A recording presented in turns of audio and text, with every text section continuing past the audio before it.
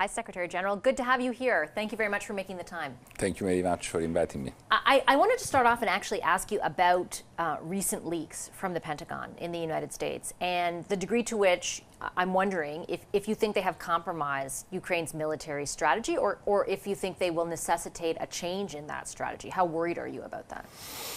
It's very difficult, honestly, to give a sort of thorough assessment of what has happened, because, I mean, we are still, we don't know about the integrity of the documents, if they have been manipulated, so it's very, very difficult at this stage to have a clear sense of the impact that they may have had. But it is true that somehow it's a sad story, if I may say so. It's the fact that in such delicate moment, some documents are leaked. It's not very positive. It's not very good. But I have also seen that the reaction of the U.S. authorities has been very strong and very determined. So let's hope that this can be closed rapidly. Does it provide you with a bit of reassurance? I hope so. I hope that if we can manage to reduce the impact, I mean, and have a clear sense of if there has been manipulation of these documents, we can have a better understanding and a better perception of the impact that this may have had. I'll tell you why I'm asking, because so much of it has to do with the military strategy being employed by Russia, but also by Ukraine. And there is a lot of focus on that right now at this point in time because of the counteroffensive that Ukraine is hoping to mount.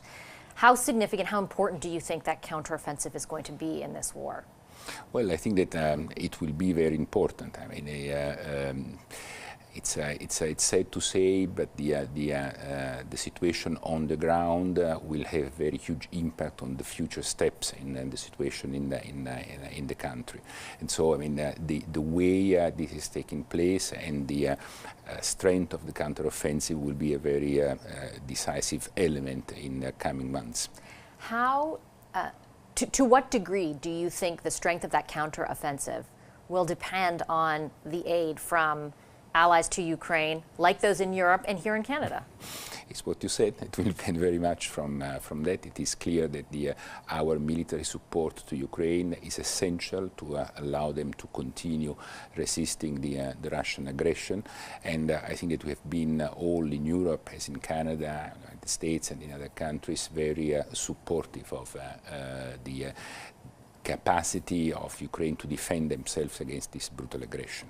I was speaking to Ukraine's Prime Minister a few days ago, and I asked him about some polling done here in Canada that showed there is still a lot of support for providing specifically military aid to Ukraine, but it has dropped since the beginning of the year. By one poll from Angus Reid showed by 11 points.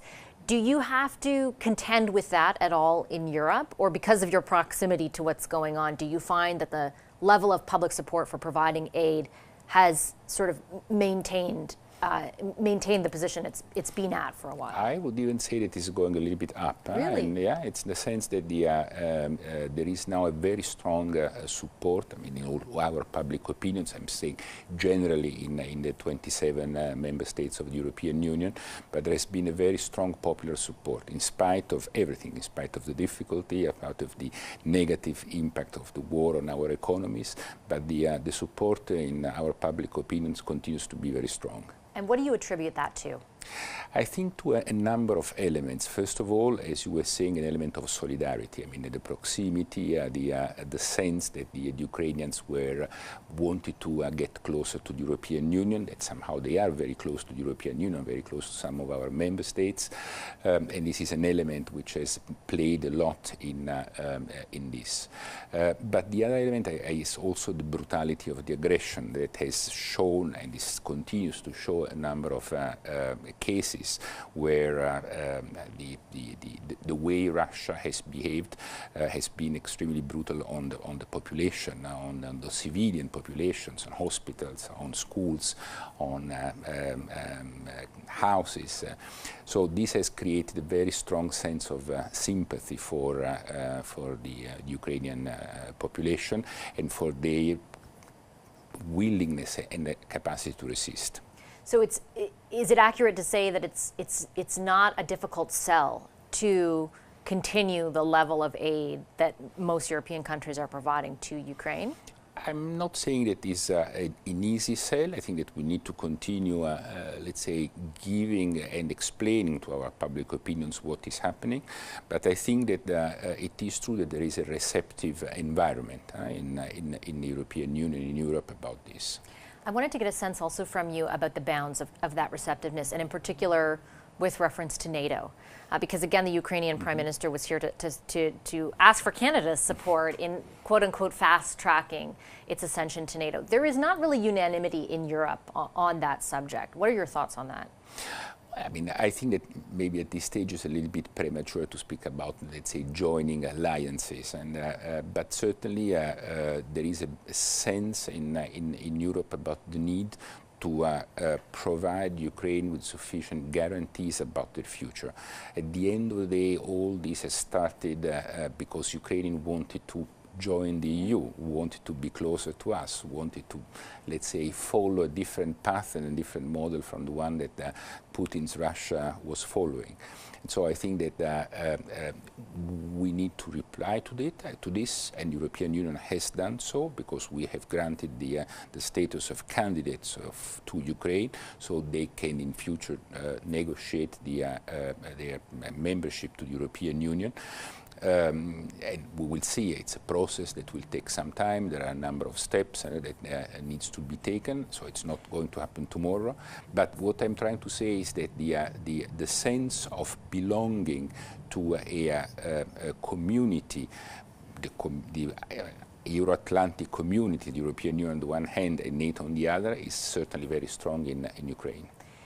And I certainly understand that point. I think from what I understand their perspective to be, it's not necessarily premature to ask to see some sort of membership or support for that membership fast track because of, for example, what Finland was able to see happen. I understand it's not completely analogous, and I certainly don't want to discount that. Do you think there is a hesitancy to explicitly be supportive of fast tracking it, not so much in the long term, but something quicker in the short term, because of worry about the degree to which it might provoke Putin further? I think that I would say the point is not about the provocation to Putin, and I do not think that we should fall into this trap, because otherwise, I mean, the policy is going to be determined by what Putin thinks, and I think that I would say we have to act independently according to our interest and to our vision of the things.